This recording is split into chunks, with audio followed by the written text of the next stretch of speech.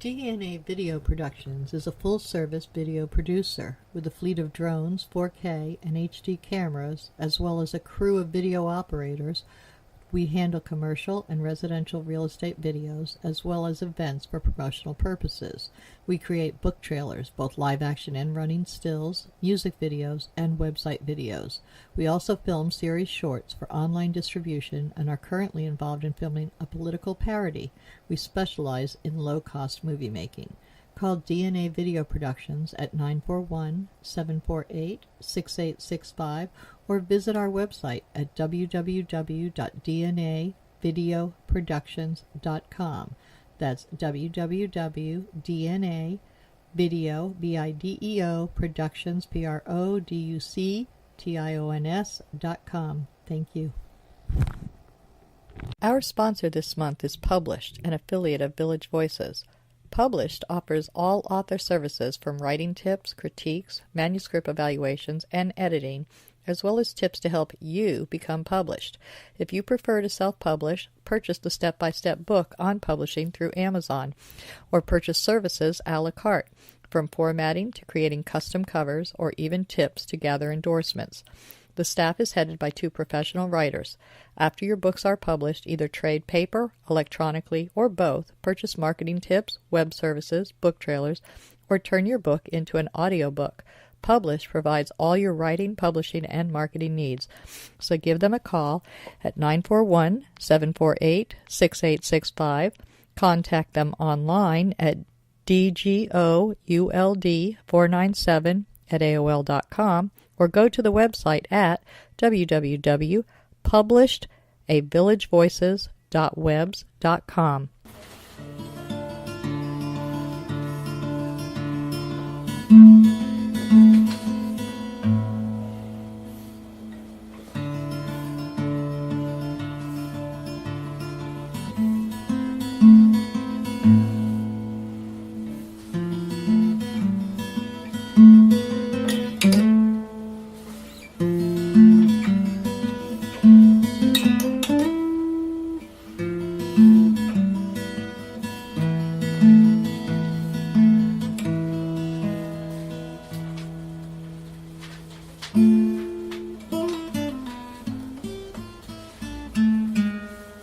Good afternoon. Welcome to Culture Coast. The intro you just heard was by Al Musitano, and today I am speaking with author Joann Glim, and she has a book that has been published, a biography of her family, and she is also working on a fiction, so she's ongoing. So we're going to talk to her today. Hi, Joann. How are you? I'm doing fine, and you? Very good. Now, how long have you been writing? Oh, I've been writing all my life. All right. How did it start? How old were you when you first started? I would say, well, there's 2 stories that I relate to people. One is a gentleman who was involved with the local newspaper I lived in, Anacortes, Washington. Washington State? Yes, the state of Washington. It's about 90 miles north of Seattle. It's on a little island. That's where you were raised? Yes. And we went down to the newspaper for a field trip. And while we were down there, he typeset a page so we could see what it was like. Well, I was instantly just bitten by the bug. I thought it was the most beautiful thing I had ever seen.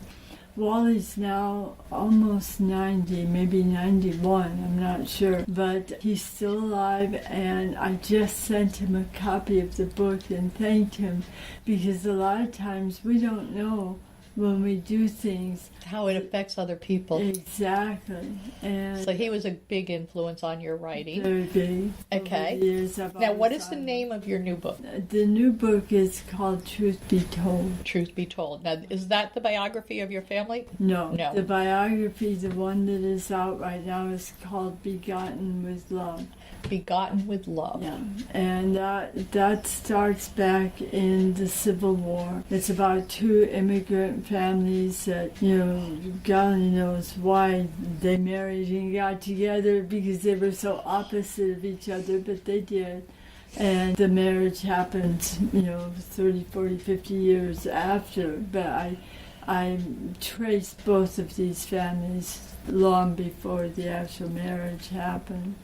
And what started it was when my uncle passed away. My aunt gave me the family Bible. And when she gave me the family Bible, she told me, she said, Joni, there's a section in here for doing genealogy. It's up to you to complete it. And by the way, your maiden name is not Elliot. I was 35 years old and realized I didn't know who I was. And so it started this whole odyssey that went on for 30 years of finding family and history and everything else. And I found out that I actually come from a long line of characters. and you write them into the book that we learn about all these characters that you found out about? Yep. That sounds interesting. So, and I wanted to do it specifically for my children and my grandchildren. And the way I wrote it was not with dates and this happened and, Right. I did it more or less so that as you read it, it's a story. Like reading fiction. It's a story. Exactly. So the people come alive. And I did it in such a way that you realize they didn't know what the outcome was going to be. I do, because I'm how many generations passed when they lived. But they had no idea the effect. Right, I get you. From their point of view. Exactly. So, a lot of people don't understand how to do point of view, but and it is hard to put yourself into somebody else's point of view and not do the author intrusion. Exactly. I wanted them to come alive again, because one of the points that I like to make to people is the decisions that we make in our life right now affect others in the future. Generations. I mean, when my grandparents all decided to come to the new country, on my mother's side, which is Swedish, I have a little more of the history than I do on my father's side, which is Irish. She had 7 children. 5 of them came to America. And, it was devastating for her to raise all of these children and watch them leave. And one of the nicest things that I remember seeing is her family Bible, and how she had certain pages turned over to earmark them, because it helped her for the sadness she felt for this loving family that she wrote. It's interesting you bring that up, since we're planning probably this year to move to another country and go through the same thing. And we're leaving family behind here because they're not ready to pick up everything and move to another country. So we're going to be going through the opposite, going the other way. And it's definitely, at least all of our children are in their late teens at the minimum, and some are having their own families now, so it's a little bit different. We're not coming over with young children. It gives them a choice, though, and I like the idea that we can be multicultural. Like, I plan on still coming back as long as the airlines are still flying, and I can afford it, but we plan to come back and visit. But I think it's time to, the culture of Europe is so deep and so long. And here we are just 200 years old, a little over 200 years old here, and it's not. We haven't got much history there. We don't have hotels that are 400 years old. It's like, no, we weren't even here then. So that's interesting too. But so you've picked them up and you've done it from their point of view. And how many generations are covered in your book? It's 150 years of American history. Wow. And 5 generations of family. That's really cool, and with a different perception from all the different sides. And that shows us, so you have sometimes A, before computers, B, before telephones, C, before indoor bathrooms, or electricity even in some cases. Exactly. I mean, all of those things are things that we don't really think about anymore. We take them so for granted. I believe there's one spot, if I don't have it in the book, and I have to think back on this, when my grandmother was pregnant, they lived in Chicago, my grandparents. She was expecting her first child. and it was a very, very bad snowstorm in Chicago. The houses back then, the outhouses, most of them did not have roofs to them anymore. Oh no! Because what they did was took the wood off of there to use for the stoves, because it had been so brutally cold. Oh my goodness! They had run out of wood to keep their homes warm. Wow! And so it didn't even have a roof in the outhouse. That'd be terrible. Did she make it to the hospital to have her child, or did she have it at home? All home. Because back then they did. They had their babies at home. They didn't have hospitals for that. She lost two, I'm sure, because of that. Yeah. The times have changed so drastically, and it's amazing to look back and say, wow, that's why our life expectancy is so much higher now than it was, because even from childbirth, a lot of people died. So you learned that you weren't Elliot. What were you? The last name was Weir, W-E-I-R. So that was the Swedish roots? No, that was Irish? The Irish. The Irish roots, okay. That's all right, interesting. So you found this whole other history that was behind you.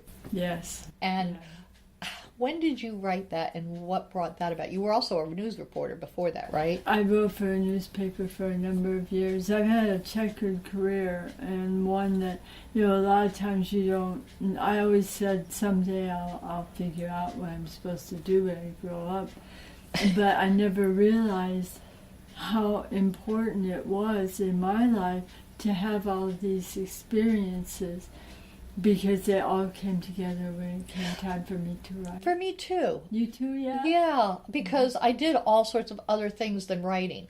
Because my professor in college said, there's no money in writing. There's no money in it. And I'm like, oh, okay, so I can't raise my child and support them on that. So I believed her, and I think that's not true. I think possibly if I had really pushed it, I would have found ways to use writing in a career that wasn't necessarily writing. In business, in marketing, somehow you can find a way to incorporate writing into it. But I did go through lots of other experiences, and those built up to the point where, yes, now I have what I need, all the tools I need to write, and it became okay, done with that. And I finally came into my own, and I'm still not up there at the top, but I'm getting there. And I understand you, that with this book that you were talking about, have just recently learned how to market it, and you're actually putting it out there, right? And it's getting sold. Yes, yeah. Tell us a little bit about that, because that's really interesting. Most people are like, they're lucky if they sell 100 books of any book. So tell us how you managed to get into the top 100. Actually, I think you said number two in memoirs on Amazon. Yeah, that's huge. That was over Christmas. I don't know how I did it, to tell you the truth. I'm still trying to sort all of that out. But you had a coach that helped you with the marketing. Yes, and I recommend anyone, if they find a coach that knows what they're doing. Right, don't pay. Now, how did you know that she knew what she was doing? Did you pay for it up front, or I had a chance to meet her and talk to her a little bit, and I think my human resources instincts came back and made it. So you felt that she had a really good concept, and it was something that you thought would work, and it did. Yeah, she's been a writer herself, probably successful, best-selling writer, and her name is Dee Dee Scott. Yes. And if anybody is in this area, I don't think does she do it long distance, possibly? She does it internationally. Okay, so she does it internationally. So if anybody's interested in marketing their book, they should check out Dee Dee Scott. Exactly. Because she has helped you become a bestseller. You've gotten to number 2 in memoirs on Amazon, which is incredible. I mean, what an incredible journey. How many books did you sell to get there? How many did it take? Do you know?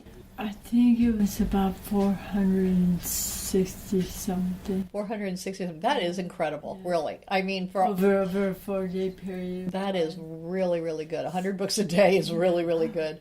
Even if you're only getting 99 cents or even, whatever, it's still everybody, that's what everybody wants. And if they read it, then word of mouth should help keep it going too, which is the other half of that. Right, and that's the biggest message that Didi will teach you, is it's not about the money. It's about the reach. The readers. The reach. You need to reach out, and you need to be able to get yourself known. Exactly. And once you get onto that bestseller list, then they have... That's where people look. They don't look down in the 2,055,000. They're looking in the bestseller list, the top 10, the top 20, sometimes the top 100. But you need to be in that top 100 somewhere, because otherwise they don't find you. You may have the most wonderful book in the world, but if they can't find you, they're never going to know about it. So it's about finding your niche, reaching your readers, and whatever you have to do to reach them and get there. Because once you're there, and you can put that on every book in the future, best-selling author. So that makes a huge difference too. And you're not lying about it. You're best-selling on Amazon, and anyone can check that, and it puts your rankings way up there, which is a big deal. One of the things I do have on my book that is another thing that Didi insisted on doing. I guess when you're shy and you're not used to going out and promoting yourself, and I think that's the hardest thing for a lot of people to do, is to get out there and brag on yourself. Exactly. Because how many, especially with your generation, weren't you told not to pat yourself on the back? Oh, don't break your arm, pat yourself on the back. That's right. That's right. That's a terrible thing to teach people, I think. They should learn to have confidence. Even if they're wrong, they should be confident in themselves, because it makes a huge difference. Yeah. So with this self-promoting, how did you overcome your introvert? You're an introvert, so how did you overcome that? I haven't. I just kind of live with it, and I just force yourself. Yeah, I look at it as it's this little child I have to take with me. I grab its hand and say, "It's gonna be fine." And what are they going to do to me? Kill me because I'm pushing my book on them? Well, yeah, and I'm surprised to find out that you're an introvert, because I've met you and you're also a photographer and take lots of pictures of our different writing events, and I really appreciate that, by the way. But you volunteer for different writers' things, and people get to know you. Even though you may be an introvert, you still find ways to get out there and become known. Fine in a one-on-one. I love that kind of an interchange. I'm fine in a group of 1,000. Put me on a stage, I'm fine. But put me into a party where there's maybe 20 people. You've gotten over your introvert thing. You're forcing yourself to get over it. You're not over it, but you work through it. Yeah. Now, anytime you have anything in your life, it's a challenge.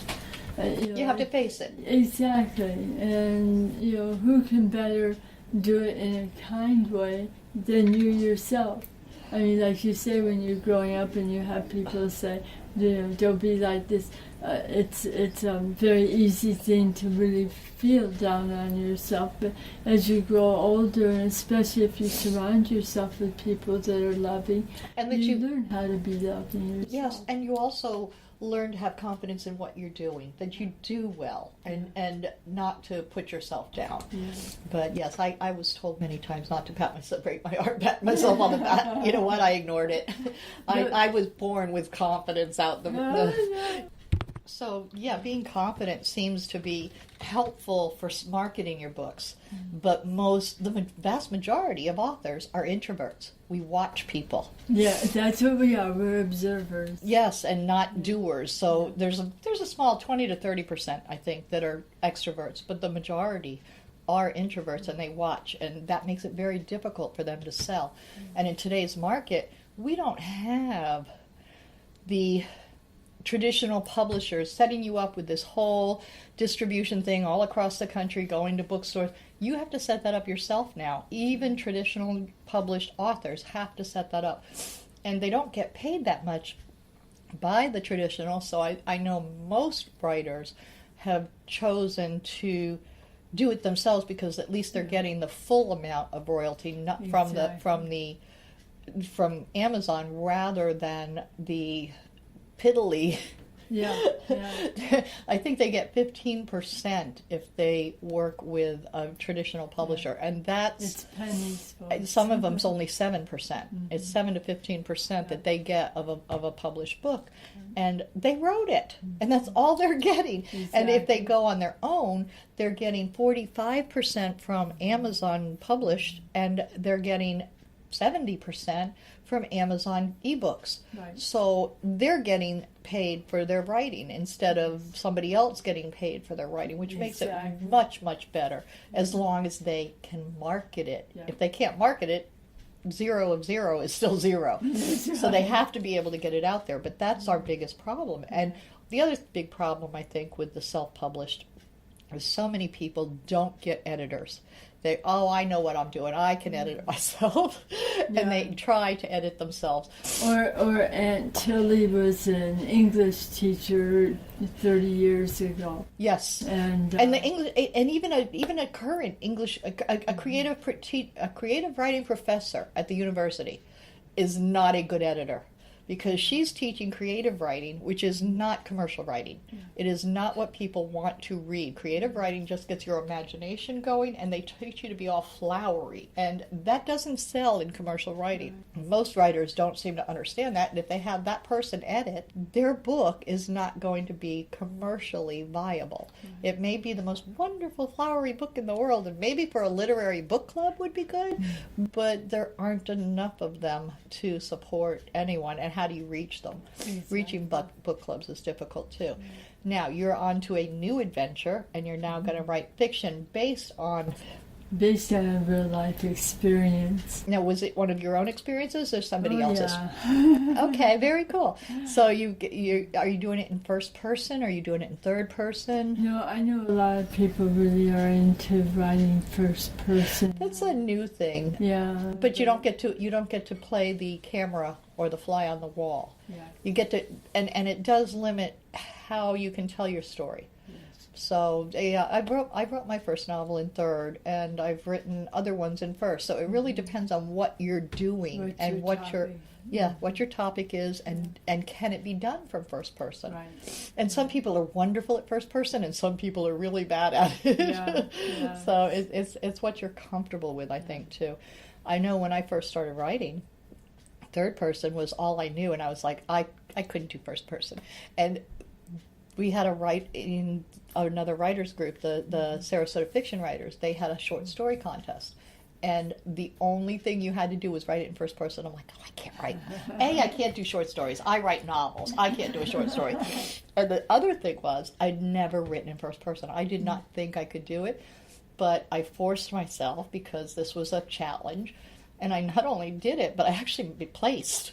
It was my first contest, and I placed. And I was like, oh, okay, I can do this. So I've written in both now, and I enjoy both. But it depends on what I'm writing about. Exactly. It really does. Yeah. So now, when do you think you'll be done with this? And are you going through writers' critique groups to do your editing, or are you using Dee Dee to do your editing? How are you doing that?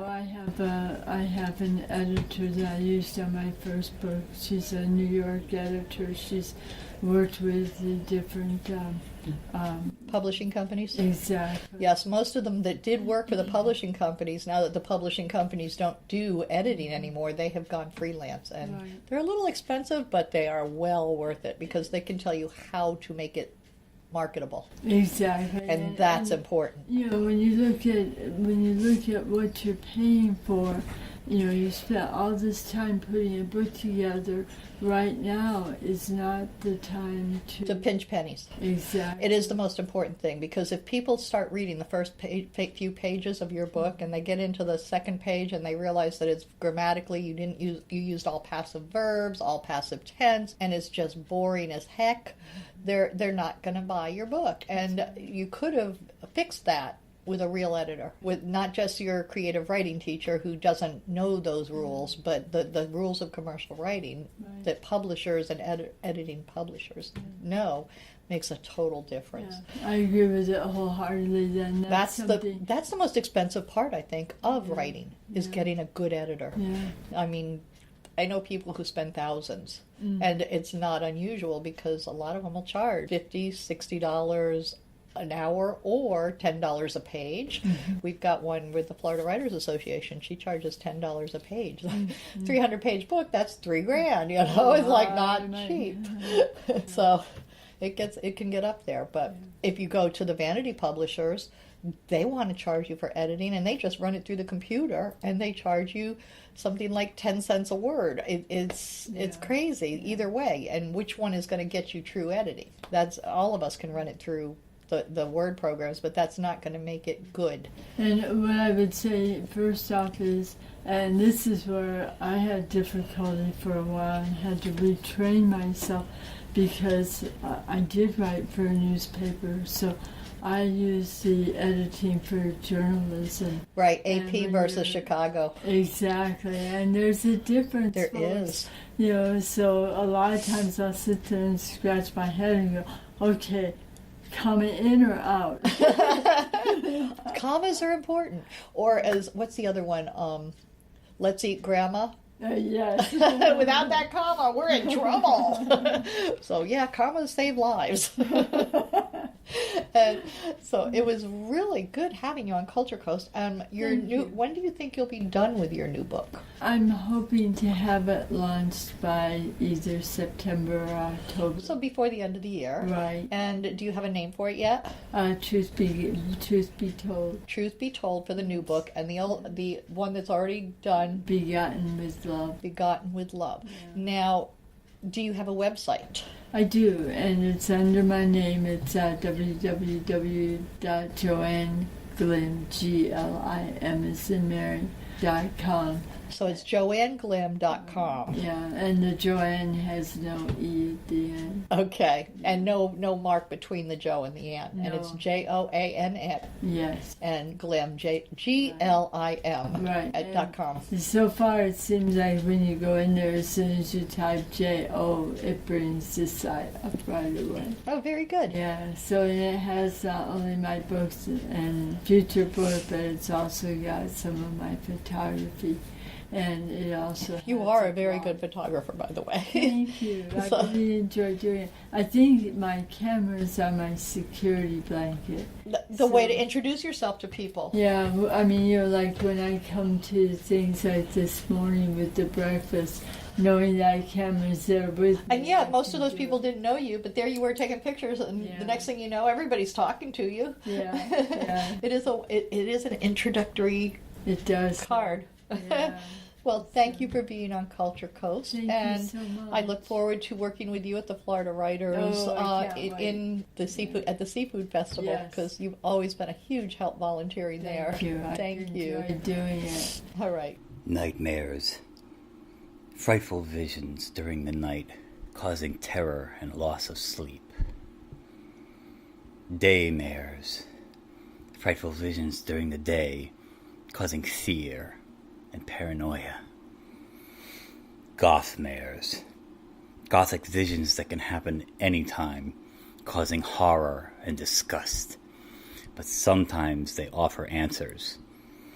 Read Gothmares if you dare.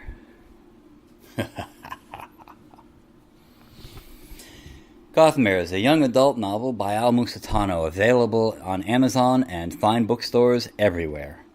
Village of the Arts, the largest artist colony in the state of Florida, located on 42 acres, includes artists, homes, galleries, gardens, and restaurants featuring handcrafted gifts, fine art sculptures, painting, photography, enviro art, healing arts, books, mystics, and musical variety. A few of the galleries are unique in their offerings. Village Voices specializes in books and art created exclusively by Florida residents. The Dancing Crane Gallery offers fine art, custom jewelry, and unique, innovative art. The Village Mystic offers all things metaphysical: meditation, massage, mediums, aromatherapy, psychics, shamans, Reiki healing, and the gem mine, where you can mine for your own personal treasure. Yoga Arts offers classes or one-on-one coaching. Musicians and bands can be found throughout the area. Many of the artists and musicians offer classes. Restaurants and bakeries provide respite for the weary and magic for the foodies. Visit during the first Friday Art Walk and stroll through the shops and galleries enjoying free appetizers, wine, music, and demonstrations. For hours and information, please visit the website at www.villageofthearts.com.